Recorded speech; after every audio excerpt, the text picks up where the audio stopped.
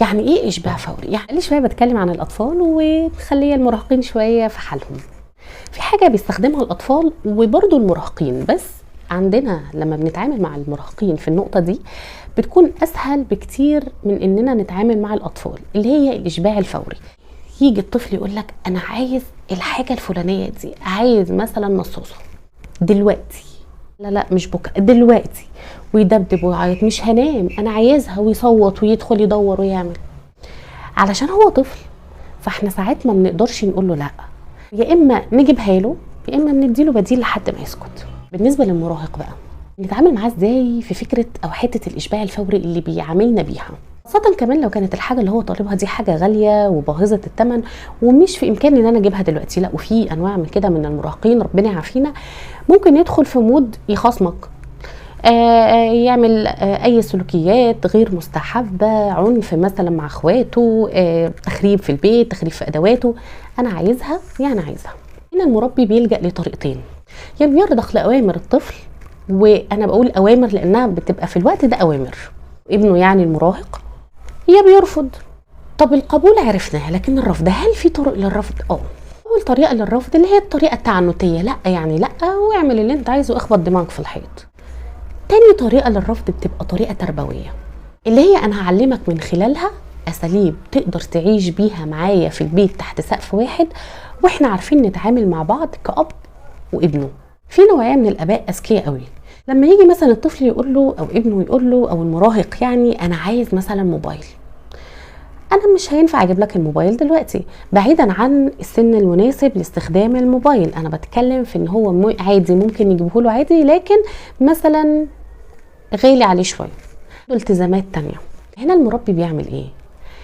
يا اما يقول له ممكن تحوش من مصروفك ونجيبه انا وانت لما تخلص امتحانات، او ممكن تشتغل وتجيبه براحتك، انا عندي مصاريف كتير ما هجيبه لك، بس تخفف عليا مصاريفك وحملك في الفلوس والمصاريف، بحيث ان انا اعرف اوازن. يعني لو بتخرج مثلا كل يوم بتاخد 50 جنيه في اليوم مثلا، لا انا هدي لك 25 جنيه. هي زي فكره انه يحوش من مصروفه، بس بتبقى مقننه، ويعني تغيير شويه في الاساليب، بيدي للطفل مساحه للاختيار، بيدي المراهق. بصوا انا لازقه معايا كلمه طفل لان انا بالفعل شايفاهم لسه اطفال، هم مراهقين، بس بالنسبه للاباء والامهات هيفضلوا اطفال. في المراهق وقتها هيختار ايه اللي ممكن يختاره المراهق من طرق علشان يحصل على الحاجه اللي هو عايزها.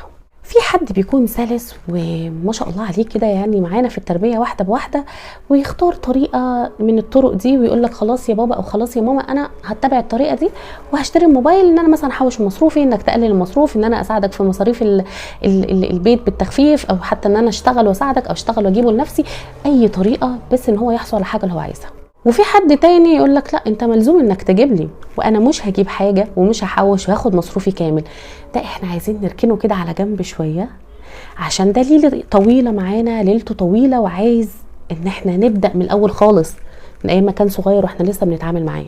تيجي ام او اب تقول لي طب ما احنا كده مش قايمين بدورنا معاه، هو حقه علينا ان احنا نجيب له موبايل او نجيب له الحاجه اللي عايزها، ازاي احنا نعمل معاه كده؟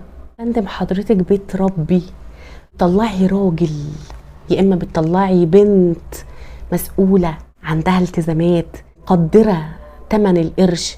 بنلاقي كتير اولاد مراهقين وصغيرين وكبار لما بتجيلهم الحاجه على الجاهز بيكسروها بيخربوها، بتضيع منهم، ما بيفرقش معاهم، انا عايز تاني. انت بتعلمه انك تحافظ على الحاجه وانه يخلي باله من الحاجه. موبايلي وقع، اللاب بتاعي وقع، التلفزيون اللي في اوضتي وقع، ايا كان الحاجه اللي هو طلبها وجات له، انا دافع فيها وحاسس بتمنها وحاسس بالقرش اللي جاي بيها وحاسس بتعبي فيها وغاليه عليا. هي الفكره ان احنا نجيب لهم وخلاص؟ عمر ما كانت الحاجه ان احنا نجيب لعيالنا خلاص مجرد ان يكون عندهم حاجه. ما كان حاسس بالحاجه وبقيمتها، كل ما حافظ عليها واتبنى عنده وتولد عنده شعور بالمسؤوليه. هتلاقي الشخص اللي كان بيساعد انه يجيب حاجته وهو صغير، او كان بيبقى عنده مسؤوليه ويحافظ على الحاجه، هو الشخص اللي لما كبر اشتغل وجهز نفسه وساعد مثلا اخواته ولا ساعد نفسه او حافظ على بيته، الشخص المنظم. يعني تبقى كده شوية صفات. فمش كل حاجة اللي الاولاد عايزينها والمراهقين عايزينها خد يا حبيبي 3 و4 بدل 1، خد يا حبيبي لا مهمكش، خد اشتري اللي انت عايزه، لا دي مش تربية. فوانت بتلبي احتياجات طفلك حاول تختار الطريقة اللي من خلالها تحس انك بتربيه فعلا وبتديله قيم وبتبني شخصيته.